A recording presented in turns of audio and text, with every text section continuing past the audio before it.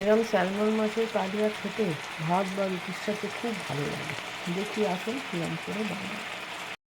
আজ আমি বানাচ্ছি স্যালমন মাছের কালিয়া। তার জন্য প্রথমে মাছটা ভেজে আমি তুলে নিয়েছি। তারপর আমি কড়াইয়ে একটু তেল দিয়ে ওর মধ্যে পেঁয়াজ কুচি, টমেটো কুচি, ধনেপাতা কুচি, আদা রসুন বাটা দিয়ে ভালো করে নেড়ে কিছু গুঁড়ো মশলা যেমন লঙ্কার গুঁড়ো, হলুদ গুঁড়ো, সামান্য একটু লবণ আর সামান্য একটু মিষ্টি দিয়ে ভালো করে কষিয়ে নেব। কষানো হয়ে গেলে এর মধ্যে আমি দিয়ে দিচ্ছি সামান্য একটু জল। এর এর মধ্যে আমি দিয়ে দিচ্ছি অল্প সামান্য একটু সর্ষের গুঁড়ো। সর্ষে বাটাও দেওয়া যায়, আমার কাছে সর্ষে গুঁড়ো ছিল, দিয়ে দিলাম। এর মধ্যে আমি ভেজে রাখা মাছগুলো দিয়ে দিলাম।